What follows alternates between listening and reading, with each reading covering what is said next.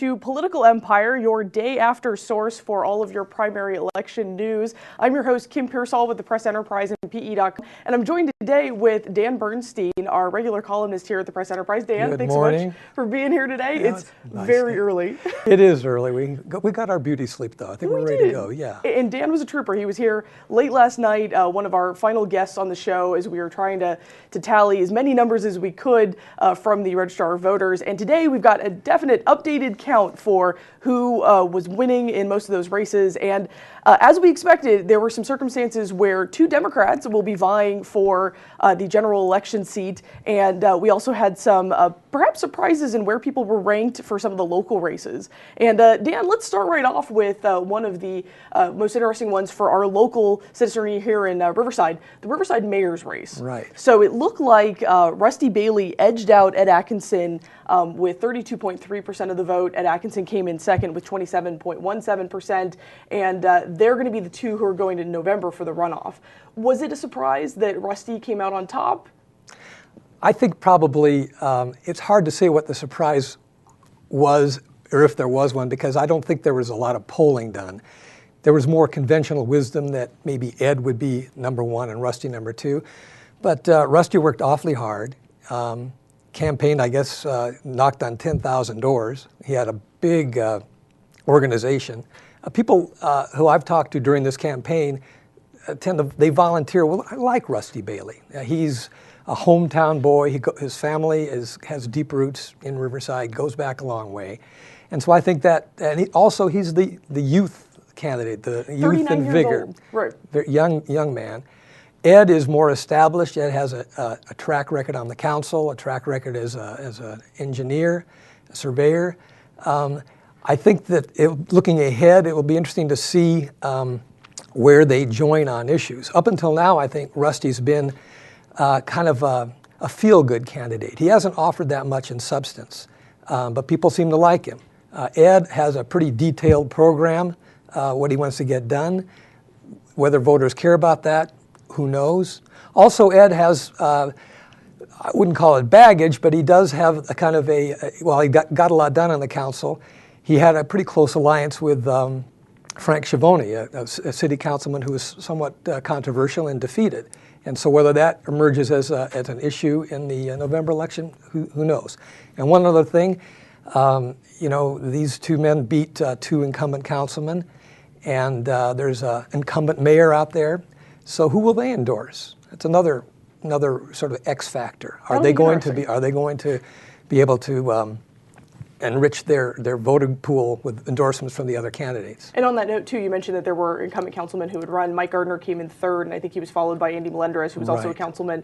They will remain councilmen because they were recently elected to those posts. So even though they may have lost this primary, they'll still remain on the council for Riverside. And Ed Atkinson was by far the big fundraiser this time around. Do you think he'll be able to sustain that going forward into November? And then you've got Rusty now, so how is that going to play out? Well, I think that's an interesting question. I mean, basically, I think what you have is Rusty is kind of old Riverside, maybe old money, and Ed is got that sort of professional kind of that laser-like focus on jobs. So I have a feeling that I don't see a lot of defections from Ed's campaign, so probably he's going to get more money from those areas. I expect Rusty's going to pick up some financial support from maybe people who supported other candidates. And talking about financials, Riverside County, as we merge into the Riverside County race for supervisor let's look at the first district with Bob Buster, Kevin Jeffries, and Mike Subaru. We've got the board right here. And if you take a look, Bob Buster came in with 38.7% of the vote. We had Kevin Jeffries follow closely behind with 31.26% of the vote. Mike Subaru very closely behind that with 30.01% of the vote. But really, it comes down to who were the top two vote getters, and in that case, it's Buster and Jeffries.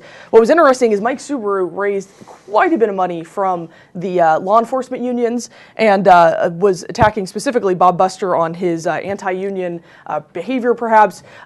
Dan, talk a little bit about that, because it's pretty interesting to see that Bob Buster still came away with the win here with Kevin Jeffries. What happened? What may have happened? Well, let's kind of pull back a little bit. to the national scene. Last night we saw Governor Scott Walker of Wisconsin beat back a recall. And one of the reasons he was under such fire was because he was perceived, and probably rightfully so, as a pretty formidable enemy to the unions. And one of the big issues was employees paying into their own pensions. So that's 2010. Back in 2001, Bob Buster, as a supervisor, was the lone supervisor to vote against raising the pensions for sheriff's deputies. And that has dogged him ever since. He's been a target ever since. But it looks like his position, even though I believe he's a Democrat, and Walker, he's a Republican, resonates with voters.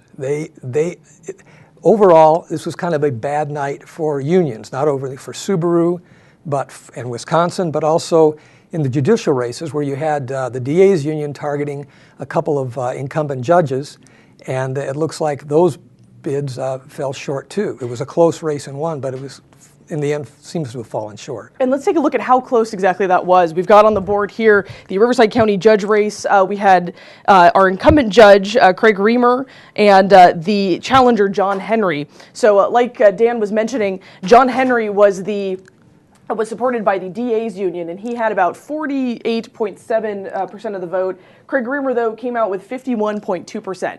Very close, but yeah, it looks like Craig Reamer came out of that unscathed. Richard Nixon in the other office, we had Richard T. Nixon, who was the challenger to incumbent judge Gary Tranbarger with 58.02% of the vote. So again, it looks like the unions in this case couldn't declare victory last night in the case of the judges. So it's interesting. And I'm wondering, I do think that in the Reamer race, there must have been some problems with Reamer. The other judges won in a landslide. So this was not necessarily an endorsement of how he is on the bench. Pretty controversial, but in the end, it looks like it's come up short. As a side note, we had a Kennedy and a Nixon on the ballot. We've made that before. And the last time a Nixon lost in California, he had a dramatic press conference, and he said, "You won't have Dick Nixon to kick around anymore." So we'll see if that happens this morning. True. And yeah, in this case, it doesn't look like we're going to have Nixon to kick around. Yeah, we're not going to have, and in terms of other circumstances, races, and so forth, we had in the 3rd District, Riverside County Supervisor, Jeff Stone, far and away, 65.65% of the vote. His challenger, Scarfoni, 34.35% of the vote. So in terms of getting the 50% plus one in order to basically move forward without having to go to the general election again, Jeff Stone, far and away won that battle. At San Bernardino County Supervisor, we had 1st District Lovingood with 20.99% of the vote, Rowley with 19.69% of the vote. So both of them will be going to the general as well. 3rd District, this was a contentious one, and Dan and I will talk a little bit about this. We had James Ramos with 46.9% of the vote. We had Neil Derry with 32.8% of the vote. And then we had Bagley with 20.25% of the vote. What's interesting here is that folks last night, Cassie McDuff, your fellow columnist, and Imran Gori, who covers San Bernardino County, were discussing that Bagley kind of came out of nowhere, really. He didn't have a very visible campaign. He wasn't sending out mailers quite like Ramos and Derry were. And Ramos and Derry were having quite the contentious campaign while they were running this season. So what do you think is going on there, Dan? Well, I think that this is going to be a quite nasty November race. I think that Derry is scrambling really for his political life, it seems to me. He came in sort of under this as a breath of fresh air, blue skies, let's get past this culture of corruption. And then he ends up pleading guilty to some charges and then kind of still maintained his innocence after he pled guilty. So there's kind of a cloud or a stain on him. And I think that Ramos is taking advantage of it. He's got a lot of money, and I think that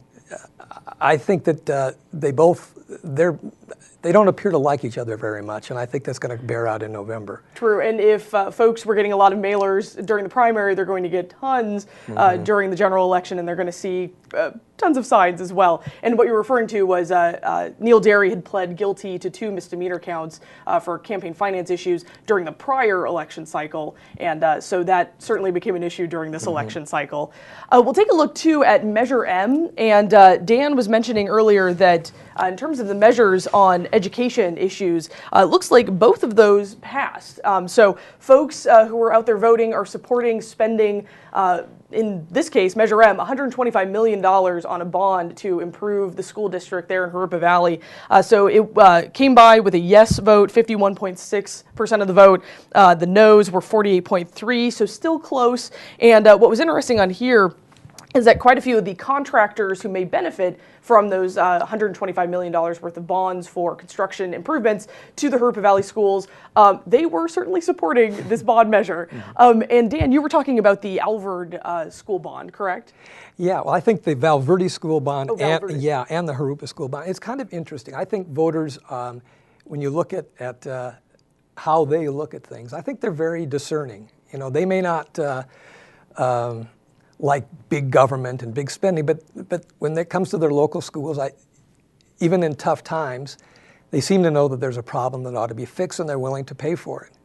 Now, whether that carries over to November, where the governor has a big tax increase on the ballot, who knows? I mean, there's an argument that yeah, we need more revenue. The state is revenue starved, and schools, among others, are suffering for it. Now, whether a sort of discrete bond measure to improve schools, where you know where the money is going to go, is going to equate to a tax increase where the money kind of flows to Sacramento, and who knows what happens to it. I don't know. It seems that they're more willing to, voters are more inclined to vote for bricks and mortar than to let politicians decide what to do with the money, their tax money. So we'll see if they see the same urgency in November. True. And voters weren't very willing to vote for a cigarette tax. This would have added $1 to each pack. It was the Prop 29 cigarette tax. And ultimately, they voted 50.8% no, and then 49.2% yes for that bond measure. So we're going to look at that Prop 29 cigarette tax real quick. It's $1 again that would have been added to the cigarette cartons, the cigarette packs, and that would have gone to cancer research, but apparently that did not pass. Just a note too, on Measure M with the Harupa School District bond, it does need 55% to pass. Yes. So wow. Apparently, that may not pass. It got close, may not pass. So we're looking at that. 55% would have been necessary to pass that improvement bond, but it sounded like the majority supported it. We'll see what happens there. It looks like most of the votes are in, so I don't know if that'll necessarily change. We've looked a lot at some of the local races, and just a note too, on our whiteboard, a lot of folks are written in different colors. We've got red, we've got blue, we've got green. For the local races, that really doesn't mean anything. That doesn't affiliate to what party they're with. For the national races, though, we've separated these out into folks who are Republicans and Democrats. We've got the blue Democrats, we've got the red Republicans, and the reason why is because we're going to show you some interesting things. We'll start with the 47th Assembly District. The circumstance that folks thought might happen with this two-tier primary system did occur with the 47th. So even though it was a primary, the two Democrats led the race, Joe Baca Jr. and Cheryl Brown. Joe Baca Jr., who has experience already in the state legislature, and Cheryl Brown, who is the publisher of the Black Voice News. Joe Baca Jr. led with 42% of the vote, Cheryl Brown with 29.2% of the vote, but because they were the top two vote getters, they are going on to the general election. So they've had a primary battle, and now they're still going to have a general election battle within their own party. So this is how the new two-party system works. So they'll be going on to the general election. The Republicans will not. And then we'll also look at some of the other races that were going on. 31st State Senate District. And Dan, we'll talk a little bit about this because this was an interesting one. We had Jeff Miller, the Republican, far and away got 51% of the vote, and I don't think anyone was thinking that wouldn't happen necessarily. The race race that everybody else was watching was between Steve Clute, who also has experience in the legislature, and Richard Roth, the former Air Force general who's now a business attorney in Riverside. Close race between the two of them, 28.8% for Richard Roth, 20.2% for Steve Clute. Looks like Richard Roth will be going to the general with Jeff Miller. Dan, what do you think happened there? Because there was some angling by the Democratic leadership in the state over which one of those individuals, Steve Clute or Richard Roth, should be facing Jeff Miller in November. Well, basically what you had Steve Clute, who is a former Democratic assemblyman, and he'd been in the assembly for 10 years, reelected, I think, until 1992 when he decided not to run again. Since then, he's lost elections and had lost some fairly well-financed elections, financed by Sacramento. So he was kind of tabbed as a loser by the Democratic Senate hierarchy.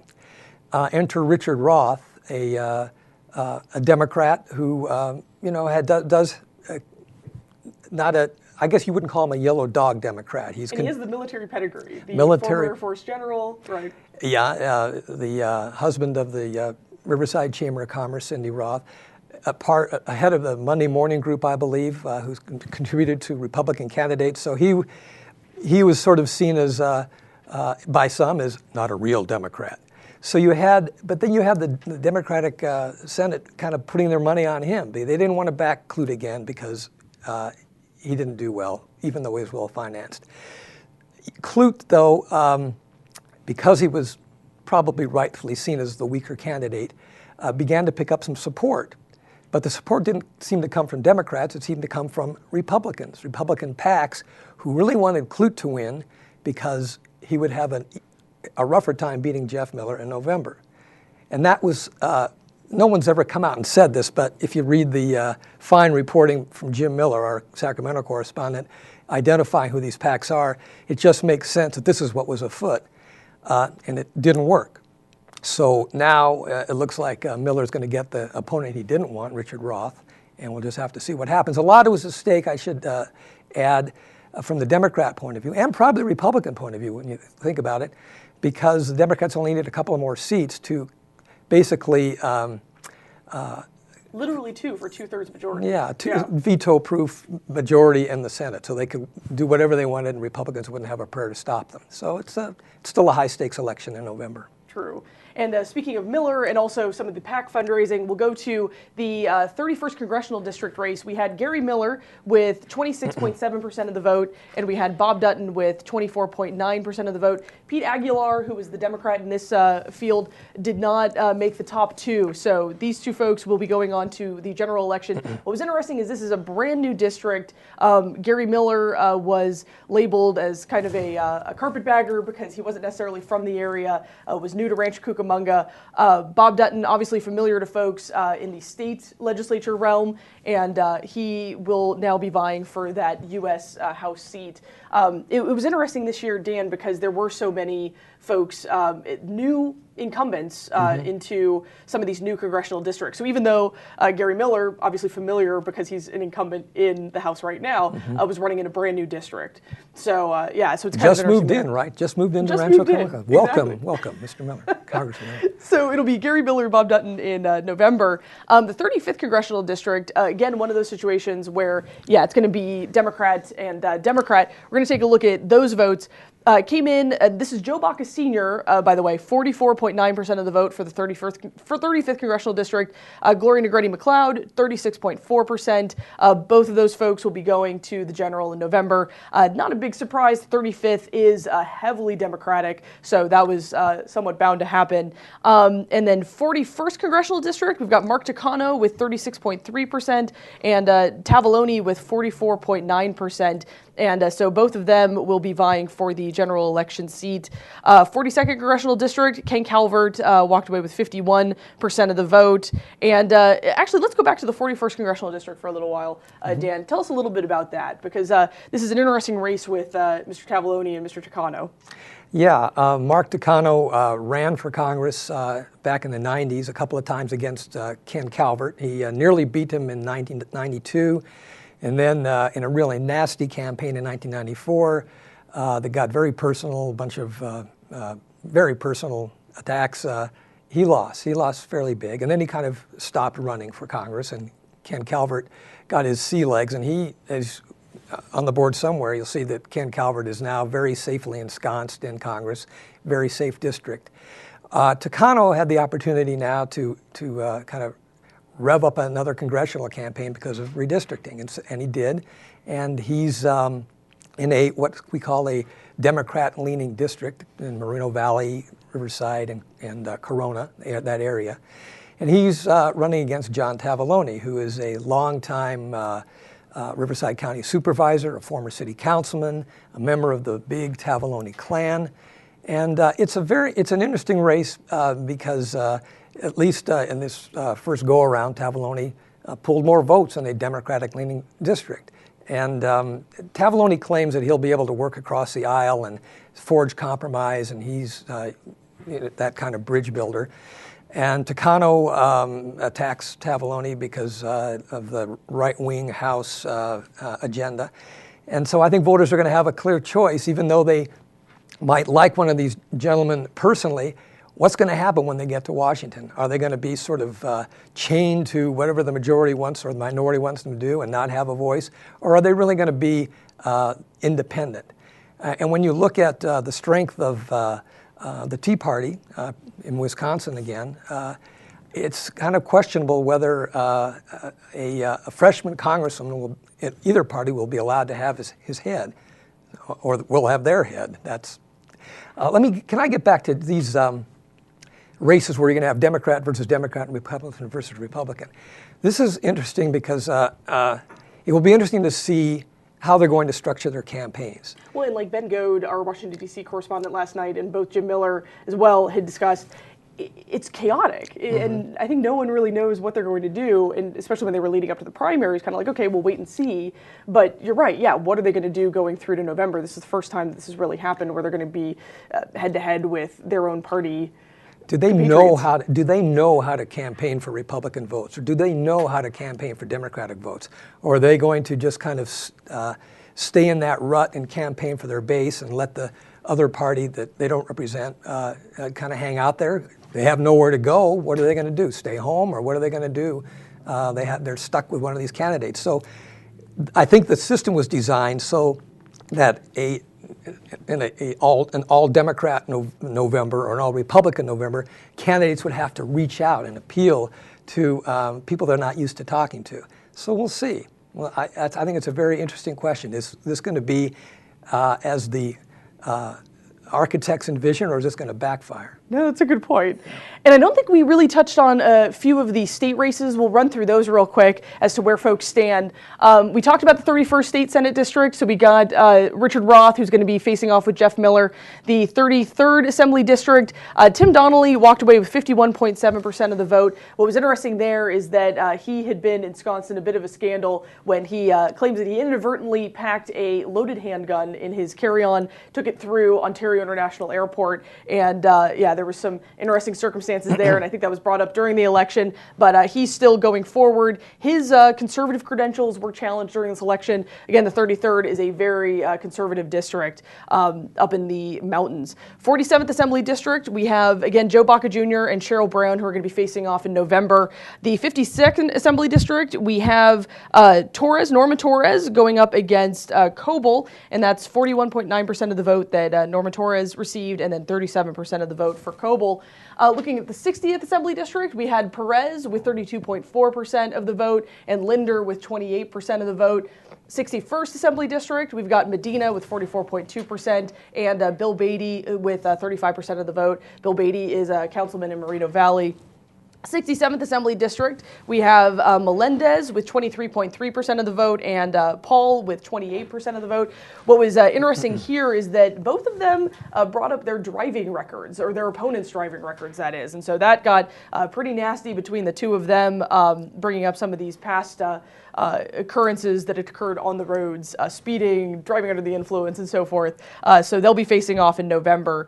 And I think that just about wraps it up for where we stand. And if folks are wondering for the U.S. president, how California voted, 1.15 million, so forth, for Mitt Romney. Republicans came out to vote, and then 1.5 million voted for Barack Obama. So again, no surprise there. They're going to go to the general election. We all knew that. But that's where the actual physical votes stood for the primary election. So it kind of gives folks an idea as to where California stands right now. And I don't know, did we touch on the 8th Congressional District? We didn't.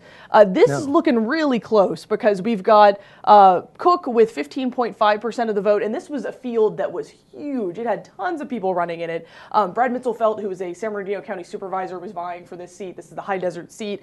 It looks like we've got a Republican with 14.7% of the vote and a Democrat with 14.7% of the vote. And just narrowly, the Democrat looks like they're slightly ahead. Conaway with 10,163 votes to Liberatore's 10,144 votes. So we'll see how that shakes out. But right now, very close race to see who's going to go on to the general against Cook. And again, I think that does it. Any final thoughts about how this primary shook out, Dan? Well, just a couple of things. Do we have some time? We do, definitely. One thing, just getting back to Donnelly, I think he survived this scandal probably because voters were just happy that someone was going to Ontario, gun or not. I think he probably is kind of a boost to the local economy. The cigarette tax, I think, is interesting, Prop 29.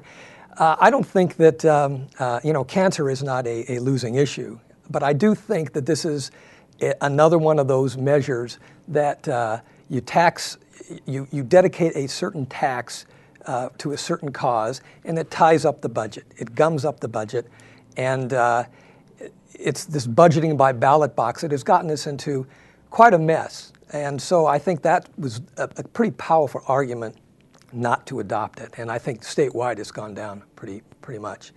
One thing we haven't discussed, and I know Alicia, City Hall reporter Alicia Robinson, will be back in a few minutes, or maybe by 9 or so, talking about this. But the city charter amendments, a couple were interesting. You can read whatever you want into it. Here's what I read into it. The city voted down. City voters voted down a proposal to appoint a city auditor. And I think that was kind of interesting. It may be a little bit surprising to me because I listened to all the gadflies at the council meeting, and there's a lot of Chicken Little sort of testimony that there's a lot of dirty dealing going on at City Hall, and the finances are really not what they should be, and suspicious, and evidently that has not resonated with the voters. They voted that down. It seemed like a pretty sensible thing to do, but they didn't. And in that case, too, the auditor would have reported to the council directly instead of the city manager, which was interesting. Yes. And then the Measure H, though, you had the charter amendment that passed that took some power away from the city manager. In the past, the city manager has been able to veto personnel decisions by the city clerk and the city attorney, both of whom are hired by the city council.